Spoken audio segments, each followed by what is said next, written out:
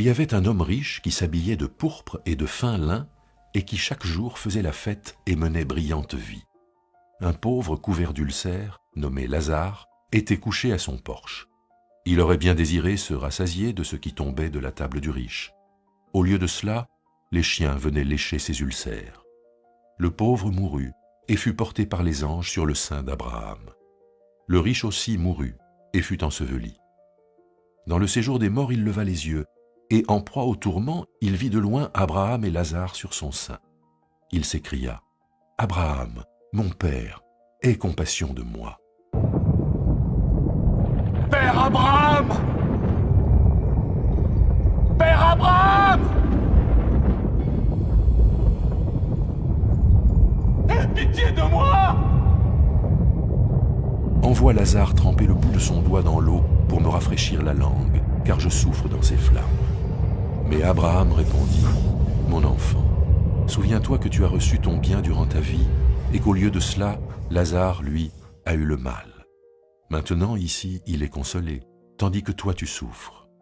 En plus de tout cela, un grand gouffre a été mis entre nous et vous, afin que ceux qui voudraient passer d'ici vers vous ne puissent le faire, et qu'on ne traverse pas non plus de là-bas vers nous. » Le riche dit : « Alors je te demande, Père, d'envoyer Lazare dans la maison de mon père, car j'ai 5 frères, qu'il leur apporte son témoignage, afin qu'ils ne viennent pas, eux aussi, dans ce lieu de tourment. » Abraham répondit : « Ils ont Moïse et les prophètes, qu'ils les écoutent. » L'autre reprit : « Non, Abraham, mon père, mais si quelqu'un de chez les morts va vers eux, ils changeront radicalement. » Et Abraham lui dit : « S'ils n'écoutent pas Moïse et les prophètes, ils ne se laisseront pas persuader, même si quelqu'un se relevait d'entre les morts. » Shalom, shalom, très content de vous retrouver. Aujourd'hui, c'est le 3e jour que j'appelle et que je surnomme la finale. On va se montrer les choses. Alors connectez-vous, soyez plus nombreux qu'hier et avant-hier. Soyez plus nombreux que ça, s'il vous plaît. Montons, soyons plus nombreux. Je vous donne 60 secondes pour liker, 60 secondes pour aimer, 60 secondes pour partager. Soyons plus nombreux que ça. Nous sommes aux chroniques du prophétique. Vous connaissez très bien, plus à présenter. Mais malgré cela, nous allons mettre le spot pour que celui qui ne savait pas dans quoi il est, celui qui vient de nous prendre en marche, celui qui est là pour la première fois, et pour tous ceux qui aiment bien le spot, parce que certains m'ont dit, Daddy, nous on aime le spot plus que les directs. Voici le spot pour vous, les chroniques du prophétique. Il y a celui qui lit pour vous enseigner et il y a celui qui écoute pour vous parler. Voilà la nuance entre le prophète et un docteur ou un pasteur. Ce que nous croyons comme étant de l'exagération de la nouvelle génération. Ce que les gens croient être de la dérive n'est peut-être pas de la dérive, mais de la méconnaissance du prophétique. Et je m'explique. Depuis les années 80 et 90, nous avons tous grandi dans des églises cartésiennes ou dans des églises traditionnelles ou dans des églises anciennes. Je prends le cas même de l'église catholique. Jamais au moyen séminaire ou au grand séminaire il est sorti un prophète. Non. On sait qu'il y a des exorcistes, les abbés, les curés, les évêques. Prenons l'église baptiste œuvre mission n'a jamais consacré un prophète. Non. L'église Assemblée de Dieu a toujours formé des pasteurs. Donc nous n'avons pas été habitués à voir le prophétique. Nous ne connaissons pas le prophétique. Nous sommes méconnaissants du prophétique. Et quand nous regardons dans le background de l'église, nous ne voyons pas là-bas des prophètes. Nous avons un background un peu, non pas erroné, mais incomplet. Donc aujourd'hui, nous voyons le Seigneur qui est en train de susciter des prophètes et il y a la panique. Les gens ne connaissent pas le prophétique. Les gens ne savent pas ce que c'est que le prophétique. Donc ils ignorent les actions prophétiques. Ils ignorent que les prophètes sont les mystiques de l'église. Et il était important que je recadre cela durant ces jours. Bienvenue aux chroniques du prophétique. C'est une émission qui permet de recadrer les choses. Ça fait 3 jours que nous sommes sur le thème la différence entre les autres et nous. C'est très important. Ceux qui servent Dieu doivent être différenciés de ceux qui ne le servent pas. Pourtant, il faut reconnaître qu'il y a une différence. Mais la différence est pathétique. Ceux qui ne servent pas Dieu sont en général plus brillants que ceux qui servent Dieu. Nous sommes dans un monde de communication, parce que l'évangélisation, c'est la communication. Donc, apporter la bonne nouvelle. Si vous voulez, en matière de communication, le monde d'à côté a été toujours fort. Lorsque Jésus a été ressuscité des morts, depuis la tombe qui a été offerte par Joseph d'Arimathée, les chefs du Sanhédrin, les boss, les hommes riches se sont cotisés pour investir de l'argent qu'ils devaient donner aux soldats, aux journalistes, pour faire croire qu'en réalité Jésus n'est pas ressuscité, que dans la tombe où il était là, ses frères Pierre et autres sont venus le déterrer, l'enlever, et ils ont fait croire que c'était une résurrection. Donc depuis le temps des temps, le diable investit pour faire de la contrebande, donc de la propagande contre l'évangile de Dieu. Vous voyez combien de fois ils sont très excellents dans communiquer excellemment. Alors, je veux revenir sur nous. Comment nous communiquons? Nous communiquons bien. Nous prêchons en matière de prêcher, dit Jésus est puissant, est capable de faire ceci et cela. On est très fort. Mais en fait, nous ne comprenons pas que la communication n'est pas seulement ce qu'on entend. On dit la foi vient de ce qu'on entend et ce qu'on entend vient de la parole de Dieu. Ça, c'est une rubrique de l'évangile. Et nous sommes focalisés que sur le prêcher. Mais or, nous oublions qu'il y a un passage biblique quand même qui dit on a vaincu le diable par des témoignages. Donc, le témoignage n'est pas seulement verbal, ce n'est pas du verbiage. Le témoignage aussi, c'est apparent, c'est-à-dire les actes. Tu vois, dans ce monde, on n'investit pas sur quelqu'un qui n'a pas fait ses preuves. Je parle à des hommes d'affaires qui m'écoutent. Lorsque vous avez une bonne affaire, les gens qui doivent appuyer votre affaire, ceux qui doivent investir, veulent être rassurés que vous avez quand même du contenu, un compte en banque. Bon, pour nous qui faisons les affaires, on le sait, c'est-à-dire un investissement de 200 millions, tu as besoin d'ouvrir un compte. J'ai oublié ce nom ce genre de compte. Est-ce que ce n'est pas le compte offshore? Je ne sais pas, mais tu as besoin d'avoir un compte. Ce compte-là, s'il n'est pas peut-être garni de 20 millions, on ne peut pas investir davantage. Même parfois, quand nous avons des enfants qui doivent aller à Campus pour Christ, dans des universités étrangères, on est prêt à leur donner la bourse, on est prêt à leur donner la capacité de travailler, l'ambassade, la capacité de fréquenter dans ces écoles, l'ambassade est prête, mais à condition que l'enfant soit le fils de quelqu'un qui a un minimum. Donc, on n'investit pas dans zéro. OK? Donc, les chrétiens, nous avons un genre d'évangile qui est bien et autre, mais il nous manque ce qui peut nous donner la crédibilité. Quand tu dis que Moïse a fendu la mer Rouge, franchement, en 2020, on n'a pas besoin de fendre la mer Rouge. Ceux qui ont fait des croisières savent, il y a des bateaux extraordinaires dans lesquels tu peux vivre pendant un an. Des bateaux, tout est dedans, toute la provision y est. Donc, on n'a pas besoin de fendre la mer Rouge quand on a tous ces équipements. Vous voyez, ce que je veux dire en substance, ce n'est pas que je perdu dans des exemples ou bien dans des imageries. Ce que j'aimerais dire à un chrétien qui m'écoute, c'est que nous les chrétiens, on est dans la théorie, on parle beaucoup, on explique beaucoup, mais il n'y a plus de preuves. Moïse a traversé la mer Rouge. Nous, on n'a pas besoin de traverser la mer Rouge. En 2020, on a tous les moyens de traverser la mer Rouge. Mais il y a des petits soucis, des petits sujets. Et il y a un chrétien qui est là, qui m'écoute, qui sait que c'est vrai. Il y a des petits litiges. Toi, tu es chrétien, mais tu es sur un problème de titre foncier avec un musulman. Mais depuis, à chaque fois que vous faites les procès, c'est le musulman qui est devant. Toi, chrétien, tu es derrière. C'est des choses concrètes comme ça. Je veux parler de ça. Voilà.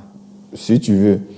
Il y a des problèmes de licenciement arbitraire. On t'a licencié de façon arbitraire, tu vas au tribunal du travail, quand on voit ton dossier, on montre vraiment, c'est normal, tu as raison. Même ton avocat en assurance, mais ça fait 4 ans, 5 ans, tu es à ce domaine-là, tu n'as aucun résultat, rien, nada. Et bon, tu essaies, quand tu es au service ou bien quand tu as des collègues de leur prêcher Jésus, ils te disent oui, c'est vrai ce que tu dis, mais pourquoi ils ne te suivent pas? Parce qu'il n'y a pas de résultat. C'est pour ça que je pense que parmi toutes mes vidéos que vous avez regardées, vous êtes à un point culminant. Ce sont les 3 directs là, c'est le height. Je crois, c'est des choses concrètes. Ça fait mal ce que je dis, c'est un peu blessant, mais c'est bon, ça va vous guérir, ça va vous soulager. Alors, la dernière fois, nous avons vu un peu le pauvre Lazare, dans le livre de Luc 16, à partir du verset 19. Le pauvre Lazare, en fait, c'est le genre d'enfant de Dieu mais qui, comme on dit les Ivoiriens, qui gâtent, mais qui gaspillent le nom de Dieu, d'après les Gabonais, qui gaspillent. C'est le genre de chrétiens. Quand tu les regardes, tu n'as pas envie d'accepter Jésus. Comment tu peux être chrétien? Tu dis que tu aimes Dieu, puis voici ton patron mis un boss. Tu vis dans une maison, tu dors à la porte du domaine de ce dernier en train de mendier. Encore du monde dit les ouinzins. Tu es là, tu quémandes des hauts, tout. Comment aurais-tu voulu que cet homme-là accepte Jésus? Pas possible. Moi, je pense que, c'est pour ça que je dis j'accuse Lazare. Parce que la Bible dit que l'homme riche est allé en enfer. Dans le lieu qu'on appelle, le séjour des morts, il souffrait. Il a même demandé qu'on lui donne de l'eau à partir du doigt du même Lazare. Lazare, quand tu étais de ton vivant, en fait, ta vie n'est pas un témoignage, Lazare. Tu ne peux pas convaincre l'humanité, tu ne peux pas convaincre même ton voisin que Jésus est Seigneur puisque tu souffres. Et la Bible dit que les chiens venaient lécher les plaies de Lazare. Et oui, aujourd'hui, je vous donne la suite et la continuité du message. Et nous allons aller rapidement dans un nouveau texte biblique qui est le livre de Matthieu 15 à partir du verset 26. C'est extraordinaire. Matthieu 15 à partir du verset 26. Si vous voulez, c'est l'histoire d'une dame qui a approché Jésus pour lui dire « Aide-moi, guéris-moi ». Elle était d'une autre nation qu'on appelle les gentils. Je crois phénicienne, si je ne m'abuse. Alors, ce qui est bien, ce qui est intéressant, c'est que Jésus-Christ, il n'a pas manqué de lui dire une vérité. Il dit que moi, je ne vais pas prier pour toi parce que tu n'es pas juif, tu n'es pas, en tout cas de mon peuple. Vous, on vous appelait les gentils depuis Moïse. Et la dame a tenté de convaincre Jésus. Et on est au verset 25. C'est vrai que je dis 26, écoutez. Mais elle vint se prosterner devant lui, disant, Seigneur, secours-moi. Il répondit, il n'est pas bien de prendre... Il n'est pas bien, je reprends, il répondit, il n'est pas bien de prendre le pain des enfants et de le jeter aux pieds des chiens. Oui, Seigneur, dit-elle, mais les petits chiens mangent les miettes qui tombent à la table de leur maître. Je reprends toute la lecture, à partir du verset 25. Mais elle vint et se prosterna devant lui, disant, Seigneur, secours-moi. Verset 26. Il lui répondit, c'est le Seigneur qui parle, il n'est pas bien de prendre le pain des enfants et de le jeter aux pieds des chiens. Oui, Seigneur, dit-elle, mais les petits chiens mangent les miettes qui tombent de la table de leur maître. Alors, quand je lis ce texte, peut-être vous ne voyez pas où le prophète Doski, dans les Mystica, où il veut aller. Écoutez-moi très bien. Regardez ce qui est écrit là. Il est écrit, il n'est pas bien de donner le pain aux chiens, le pain des enfants aux chiens. Si vous vous souvenez, celui qu'on appelle l'homme de Dieu, qui est l'exemple de tous les pasteurs quand ils prêchent, le pauvre Lazare aimait Dieu malgré qu'il n'avait rien. Il aimait Dieu, mais il a été sauvé. À quoi sert-il de gagner ce monde si on perdait notre âme? Vaut mieux être pauvre sur terre et être sauvé. Ce faux message que j'aime pas là, écoutez très bien. Comment est-ce que je vais aujourd'hui le mettre aux oubliettes? Écoutez bien, regardez. Le chien,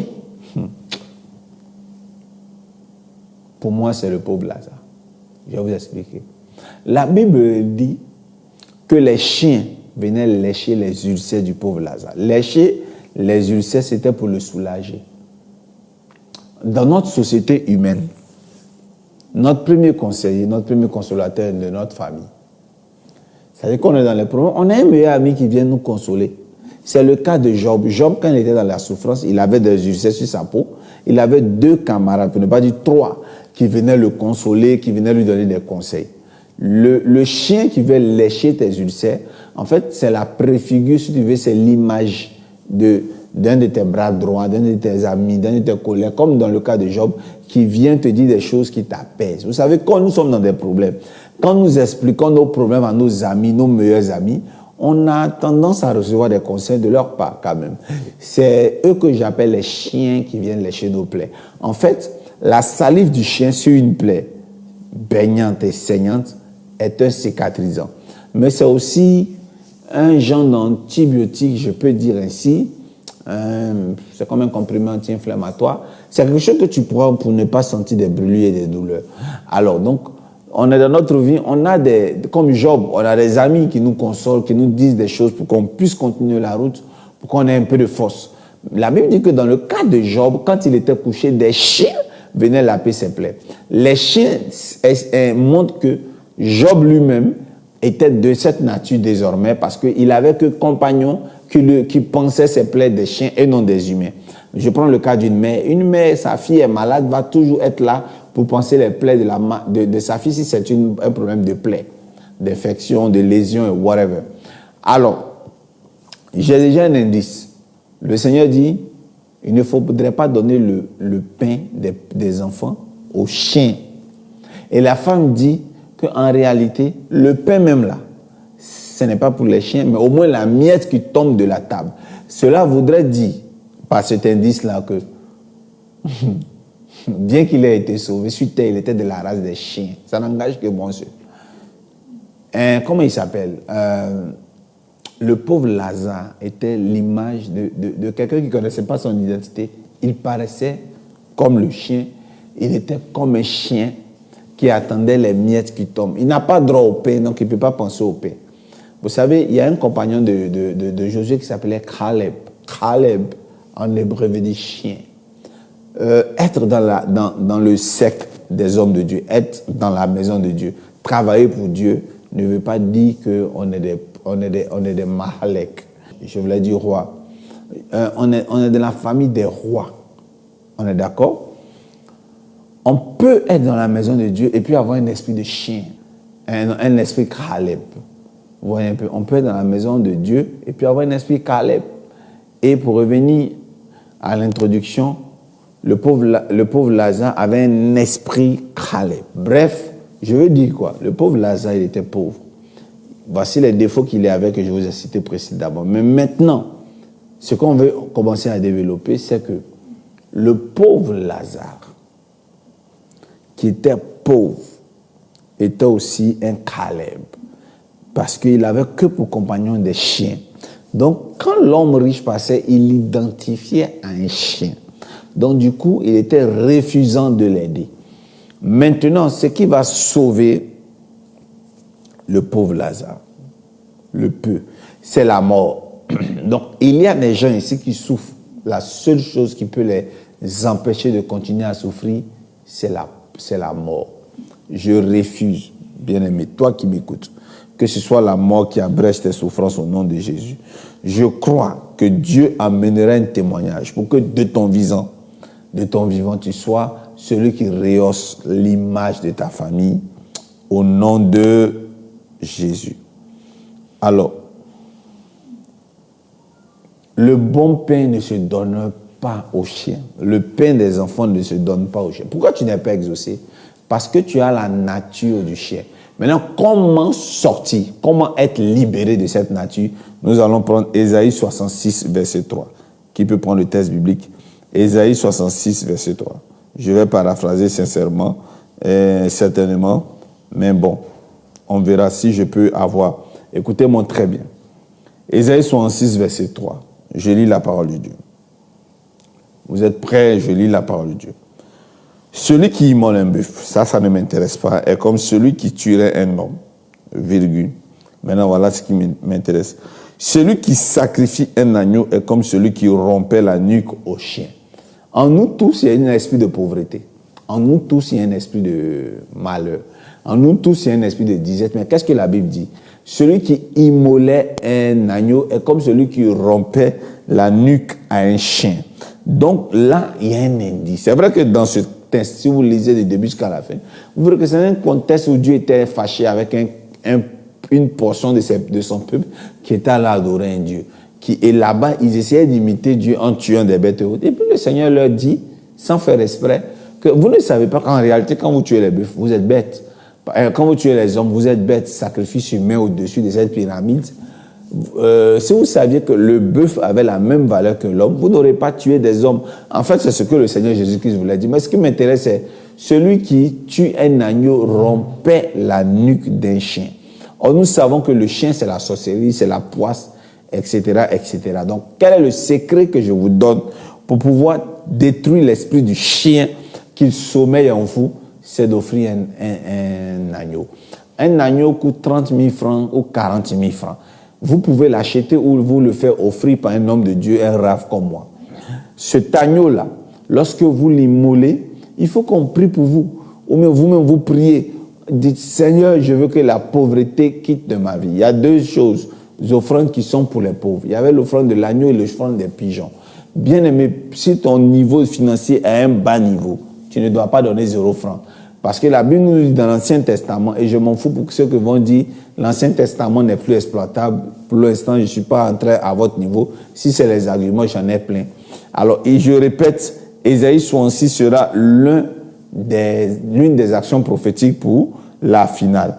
Ésaïe 66, verset 3. Celui qui immole un agneau, qui sacrifie un agneau, est comme celui qui rompait la nuque à un chien. Dis-moi le nombre de chiens qu'il a dans ta famille. Je vais parler à une personne qui m'écoute. Tu connais au moins tes adversaires. Ça veut dire, tu n'as même plus besoin qu'un prophète prophétise. Toi-même, tu es convaincu par des personnes interposées par prophétie que ton petit temps, ou bien tonton temps, ou bien grand-père temps, ou bien maman temps est sorcier. Bien aimé, confie-moi son dossier. On va finir avec ça. C'est écrit. Celui qui offre un agneau, qui le sacrifie, rompt la nuque du chien. Dans toutes les mythologies égyptiennes et grecques et autres, nous savons que le chien, c'est la sorcellerie. Et le Seigneur venait de nous donner un indice comment éradiquer, comment tuer, comment finir avec nos ennemis qui nous empêchaient de nous épargner. Bien aimés, je vous avais promis qu'aujourd'hui, j'allais vous donner des secrets. Déjà, les 2 jours précédents, vous avez vu, je vous ai donné un secret pour l'huile. Je sais que tout est en procédure. Et comme je l'avais expliqué, les 3 premiers jours sont 3 jours de préparation de l'huile. On ne l'utilise pas. Mais les soirs, si vous voulez faire le soir, mais je préfère le soir, vous prenez, mais si vous avez déjà commencé le matin, c'est la même chose. Vous prenez vos éléments. Je vous ai expliqué tout cela tout récemment. Comment se fait? De l'huile, de l'eau, de l'eau principalement, un peu d'huile et du sel. Vous mixez pour laver le visage. Mais aujourd'hui, j'aimerais vous donner des instructions extraordinaires. C'est l'instruction d'offrir un agneau. C'est vrai, tu vas faire tes cérémonies sur 7 jours, mais il faut te débrouiller pour t'offrir un agneau. L'agneau, pour ceux qui peuvent avoir accès à un agneau, vous l'offrez et puis vous le cuisinez, vous le préparez pour conclure le truc. Pour vous qui n'êtes pas là, vous savez, il y a des gens qui disent non, Dani, moi je pense que c'est toi qui as donné, un peu comme Joseph des Docs. Je veux que tu le fasses pour moi. Je suis ouvert, pourvu que vous communiquiez avec moi. Alors aujourd'hui, j'étais venu vous donner un secret. Le secret, c'est que l'esprit du chien, ce chien qui venait laper, avait une solution et les indices sont dans la parole de Dieu. Parce que quand tu as un esprit de chien, on ne te donne pas les bonnes choses. Il y a des personnes, je vais vous donner un cas d'une fille, une de mes filles spirituelles. J'aime beaucoup prendre ça en exemple. Elle était draguée et abordée par un frère. On ne se connaissait pas. Donc, c'est son témoignage jurant qu'elle ne me connaissait pas. Ils ne vivaient pas ensemble. Il avait plein de caprices. Non, mes parents, je veux que tu sois un peu loin. On va se voir de temps en temps. Le temps que je prépare le chemin parce que j'ai peur de te présenter, ça va capoter. Bon, bref. Quand elle va rendre visite à son fiancé, elle fait le ménage, elle balaye, place les assiettes, tout. Le gars, il est très à l'aise. Et puis, au moment où elle part, il n'y a pas, sur 10 fois, il y a eu 8 fois où c'est elle-même qui a payé son transport pour partir. Généralement, il fait semblant de se fouiller. Et puis, quand il ne trouve pas, il lui dit, tu peux partir, après on va se voir. Et puis, il ne fait plus. Maintenant, ce monsieur, il avait une deuxième copine. C'est cette copine-là qui dormait dans la maison. Quand elle arrive, cette copine a de longs ans qu'elle s'est limée, elle n'a pas le temps de faire le ménage, si ce n'est pas la zappeuse pour changer de chaîne de télévision. Et quand elle part, ce monsieur va se battre pour lui donner l'argent qu'elle demande. Donc j'ai dit à ma fille, tu sais, c'est toi qui as un problème. Sur toi là, il y a une poisse. Parce que toi, quand tu demandes là, on ne te donne pas. Toi, quand tu veux, on ne fait pas. Mais quand une autre personne vient demander, on donne. Ça veut dire que ton homme n'est pas avare, mais c'est toi-même qui manque d'autorité, c'est toi-même qui manque de délivrance. Alors, j'aimerais que vous soyez toujours abonnés à mon Facebook parce qu'il y a des secrets que je dois vous donner. Je vais vous dire que le chien qui sommeille en vous va mourir aujourd'hui parce que c'est ce chien-là qui crée la poisse. Cet esprit de chien-là fait qu'on ne vous respecte pas. Quand tu as l'esprit de chien, Les gens ne se pressent pas pour t'aider. Les gens ne prennent pas ton dossier pour t'aider. Mais toi, tu as besoin d'avoir une certaine onction qui inverse les rôles. Et au nom puissant de Jésus, au travers de ce direct-là, tu as ce qu'on appelle l'onction qui inverse les rôles. C'est toi maintenant qui deviens chef. Tu as quelque chose qui active la loi de l'attraction au nom puissant de Jésus. Donc, c'est un secret que je suis venu te donner. Pour solder les 7 jours, il faut que tu t'offres. Je n'ai pas besoin que tu m'envoies forcément l'argent. Non, je n'ai pas besoin d'avoir ton agneau. Mais je parle de vous qui êtes en France, qui n'avez pas les commodités juridiques et autres, avec cette surveillance en France. Malheureusement, la France est un pays, je vais dire entre parenthèses, pas vous, mais un pays maudit. Un pays qui ne respecte pas Dieu, qui ont des règles, qui font que les chrétiens ne sont pas bénis. C'est pour ça que je parle et je félicite tout homme de Dieu en France qui arrive à prospérer quand même dans le ministère.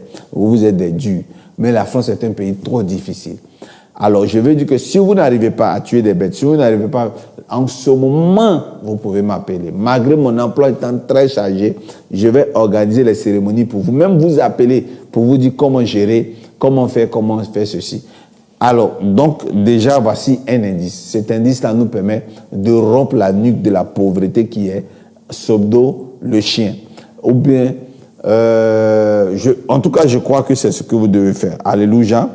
Voilà, ça c'est une matière. C'est quelque chose que vous deviez faire depuis longtemps pour pouvoir posséder vos territoires, pour pouvoir être à la hauteur, pour pouvoir être rassuré que l'ennemi ne puisse plus vous attaquer. L'ennemi ne puisse pas venir contre vous. Amen. Je vous ai dit qu'aujourd'hui, j'allais vous donner beaucoup de secrets, plusieurs secrets pour pouvoir être épanoui.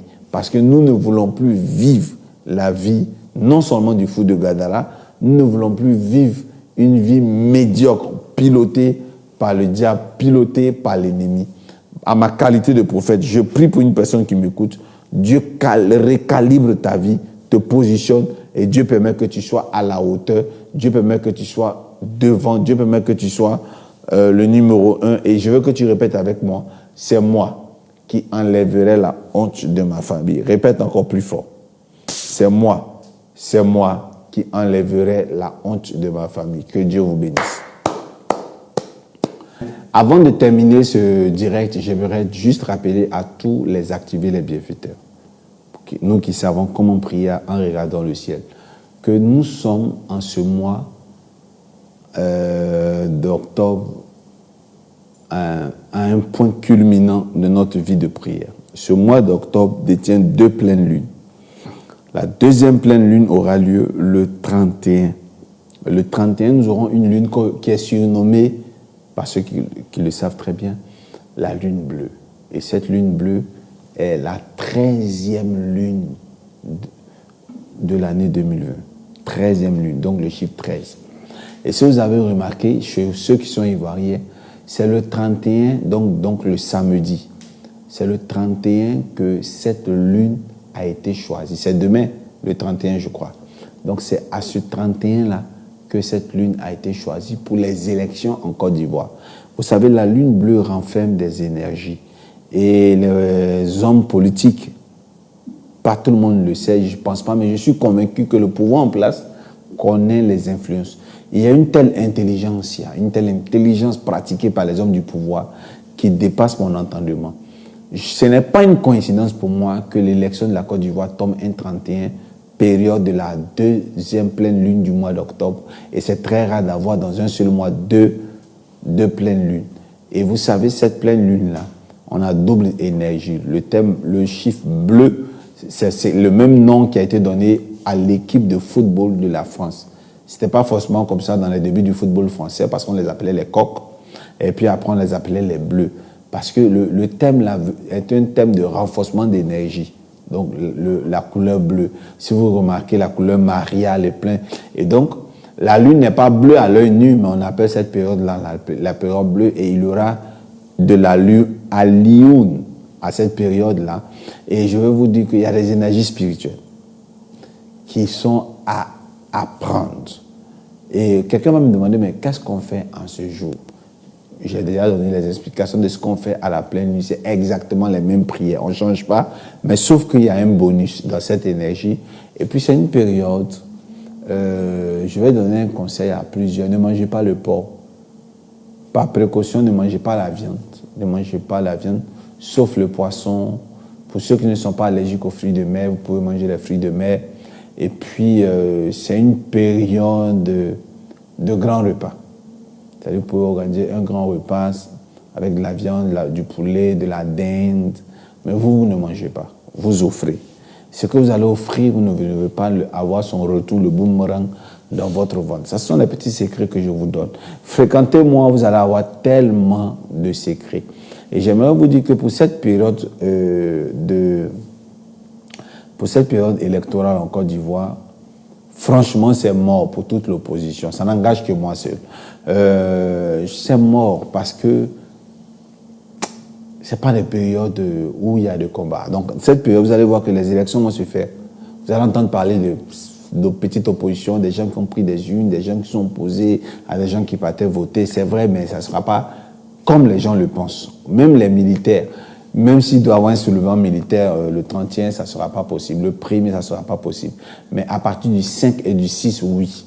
Je vais vous dire la vérité, je parle aux opposants. À partir du 5 et du 6, vous allez voir des choses que vous allez réussir à faire, que vous n'avez pas pu faire juste avant. C'est une affaire d'atmosphère. Et c'est pour ça que les chroniques du prophétique existent, pour expliquer aux chrétiens, même pas ceux qui sont fidèles à l'église. Il y a des gens qui vont à l'église juste pendant la Noël et la Saint-Sylvestre. Et oui, donc pour expliquer à ces gens-là qui ne sont pas très assis dans la parole de Dieu, des réalités spirituelles. Et je sais que des personnes qui sont très spirituelles, même s'ils ne sont pas chrétiens, Illuminati, francs-maçons, maïkari, kanka, bouddhistes, whatever, ils savent que vraiment ce jeune homme-là, ce pasteur-là, il est très profond. Donc que Dieu vous bénisse. Vraiment, j'ai aimé passer du temps avec vous et je sais qu'on va se retrouver en force. Je vais parler de la loi. Il y a des liquides dont on va parler. L'eau de coco, l'eau de mer, l'eau de pluie, les impacts sur notre vie, sur le plan spirituel. Que Dieu vous bénisse. À bientôt. Bye.